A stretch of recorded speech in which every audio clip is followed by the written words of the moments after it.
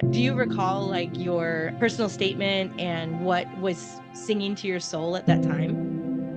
So that is a good question. I can't remember specifically, like what was the kind of through thread about like for my personal statement.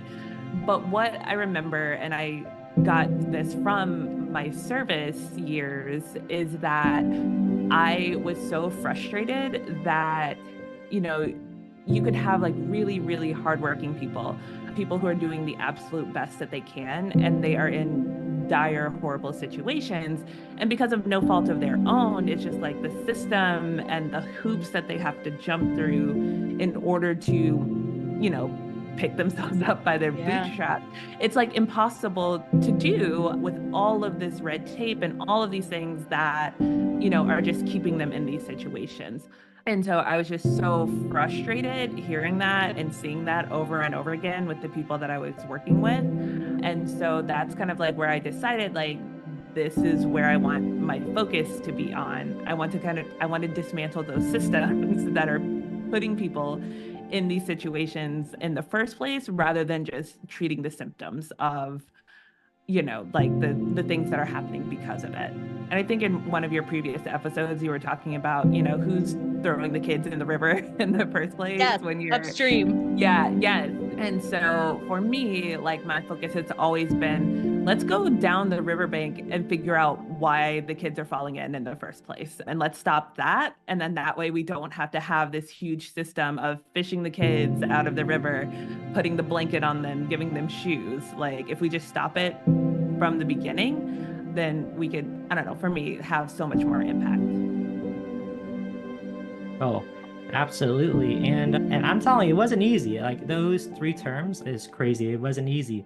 There was in NCCC, there was the physical term, like going over, like being homesick and just dealing with people because, I think humans are social creatures, but there is like a tolerance how we can interact because as long as you're like even you're the most extroverted person, and I would consider me an extrovert, is that sometimes you need your own privacy sometimes. Yeah. And with like Vista itself, you do capacity building, you have to figure out solutions, and usually they expect, or if you have no support, sometimes they'd be like, how do I figure this out? I'm just one person, so like, okay, I'll figure it out somehow, When I was a director of Volunteer Maryland, I used to tell, and we would recruit AmeriCorps members and place them throughout the state to do capacity building volunteer coordination.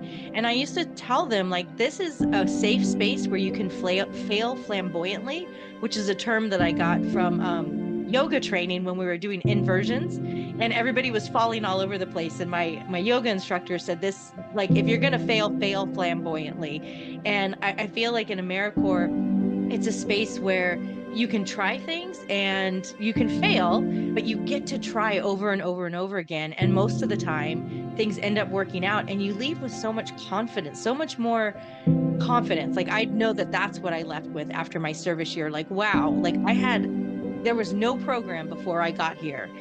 And now there's a program, and now there's connections, and now there's a painted building, and now there's a cleaned up park, all because I figured out how to connect with people. Yeah, failing forward, I have implemented or tried projects in other, like at Habitat for Humanity in Sussex County and in the state of Delaware, and they have failed. They haven't worked. But again, you can fail because you don't get punished, because that's the whole point of AmeriCorps. It's like a way to experiment and give young people skills while doing something good for society, which I advocate tremendously. We're all AmeriCorps alums and we all want to support each other. So you feel that like in your cohort during your service year? I certainly did during my service year. So can you speak a little bit to like how that was if you can recall, like, right? Like sometimes what did I do during my service year? Who was in my cohort? But what did that feel like with the network? It was, the word is coming to mind. It was just a refreshing experience to particularly be around those who have a like-minded commitment to something that is positive. And I think we all come from different walks of life. And what was really unique about the city year experience is that throughout the day, but even beyond the day, we really had this interconnection between our experience, but also a common language and culture that's developed through being an AmeriCorps alum. So that's something that even now, 10 plus years beyond that experience, I still sort of draw back on some of those cultural things that are sort of infused in AmeriCorps, that idea of being idealistic. And I think that's one of the things that really stood out to me and drew connection with my cohort, is that despite the good and the bad, we always showed up each day with a level of enthusiasm and understanding that this is a stepping stone to both help us, but also help the communities we're serving. All right. So today we're talking with AmeriCorps alum Shannon Stober. Let's jump right in. Let's start with your reflection of your service year. So how did this all start for you, and where did your hero's journey begin, and what was the call to action? Take it away. I love it. No, thank you. Thanks for having me. Excited to be here. So the story begins, it was 2002. I was born and raised in Colorado, and I was going to school at a small state school called Fort Lewis College in Durango. And I was getting ready to graduate with my degree in sociology and women's studies. And it dawned on me that the career pathways attached to that degree were less than obvious. So I was chatting with another sociology student one day and asking her what she thought she was going to do. And she's like, hey, have you ever heard of AmeriCorps? And at that point I had not. So as the story goes, I went home that evening, had a couple beers, watched the Cuba Gooding Jr. classic Snow Dogs, and decided to find out what this AmeriCorps thing was all about. And what I discovered is that I could use that program to punch my ticket to Montana, which is a place that I visited frequently growing up. I had always had a little bit of an attraction to. So I said, well, what the hell? Like, I might as well apply. This seems up my alley. I'm kind of a do-gooder. Let me see if I can get into this AmeriCorps thing. So I applied for a position in Bozeman, and I was accepted. So next thing I knew, I had the truck pointed north. I had my 120-pound dog and a desk. To this day, I have no idea why I was like, I have to bring a desk. I think I was like forecasting my administrative future. So I came up to Bozeman, Montana, and I did my first term of service as a Vista, working at a teen center called the Blue Iguana Teen Coffee House. Pretty progressive. It was an entity, the board of governors was all youth. The executive director, my site supervisor, was 24 years old, I believe. Her previous experience was in being a private chef for vegans. So a lot of relevant experience for the nonprofit sector. And I came in and was supposed to help them figure out how to do fundraising. And what I actually helped them do was figure out that they needed to close the youth center. And I always laugh and say my biggest accomplishment in my first term of service was closing a teen center, which people find odd. But for me, it was about truly understanding the importance of being community-centered in your work and bringing community voice in and being cautious and thoughtful about how you use resources. So essentially, we're able to establish that that was not meeting the needs of emerging youth, and there were other things that they wanted and better ways to use that money. To bring Jordan Sandman onto this podcast and to pick his brain and to have a conversation and to learn about his service year. So let's start there, Jordan, as we always do. What program did you serve in? When did you serve? And let's chat about your service year. Brilliant. Yeah, thanks so much for having me on, Nikki. So I served in AmeriCorps NCCC. I believe I was class 25. So I graduated in 2019. And my service sites was based out of Aurora, Colorado, and service sites were in Missouri, in West Plains, a town in the Ozarks, and Walsenburg, Colorado, as well as Manhattan and Marysville, Kansas. So in NCCC, as many of you will know, you do about 3-month stints in different towns. And let's see, so in Missouri, my team was working and I was a team leader, I should mention. In Missouri, my team was working in a botanical garden, building sort of a path and sort of a tourist site for the town.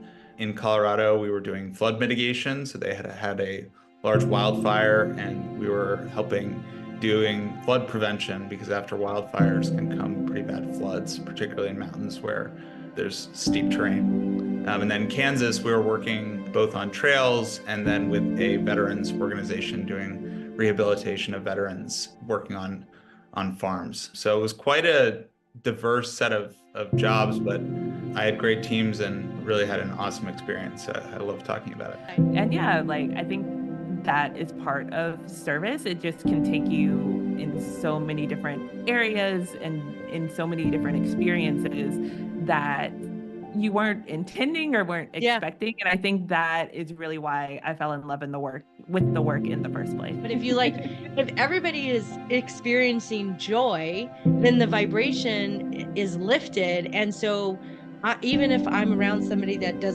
has different abilities from me, if they're experiencing a part and they're finding joy in that, that's going to affect me because I'm within their sphere of frequency.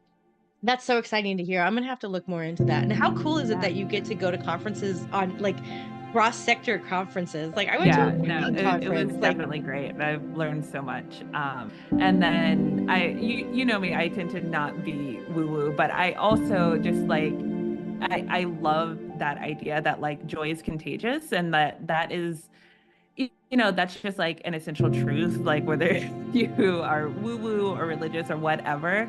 And that is one thing, again, that I love about service is that not only are you experiencing so many new and different things, but like you are experiencing new and different people as well. Like there are so many people who I have crossed paths with because of service that I know that never would have happened otherwise. And so it just really broadens your horizons and your perspectives and just like your general like atmosphere of yourself, like in who you are and how you experience the world. For the most part, I think I gained trust, both of the students, but also my peers that I was able to serve with, which was one of the most valuable parts of my AmeriCorps experience, the networks that you were able to create.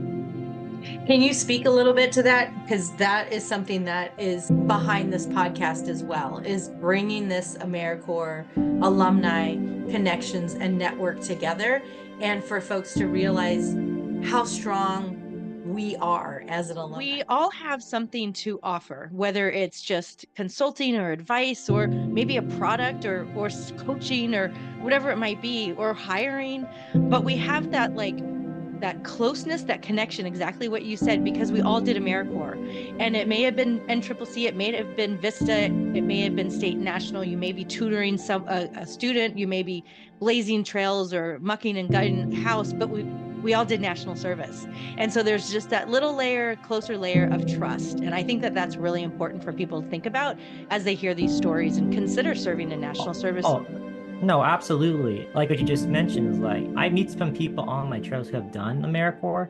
It's like similar to the military, I think. So, and I have known people who are veterans as well. Like you have never met them, you have never known their background, but you know they did something. And with what AmeriCorps is with the stipend and just the conditions, some of the confusion, you get that shared bond, and you can just instantly connect, and you can just talk a little bit about where you served, what you did, and we can just relate to that, like even though I haven't done Teach for AmeriCorps or Teach for America, I would say, or City Year, I can relate to like the service in itself. But sure enough, after college, I became interested in kind of challenging myself and testing, as you said, that assumption. And so I found NCCC and almost did the program begrudgingly. Like I just felt that, this wasn't the most prestigious program. Like, they wear these silly uniforms. This is going to be manual labor. I'm coming out of a college degree program. Why should I do such a thing? But actually, I think what brought me to NCCC is one, I spoke to a former graduate and he said, look, this is actually an incredibly challenging program. And I think that's one thing I found is no matter who you are, NCCC will find a way to challenge you, even if you think you're the best and brightest of whoever.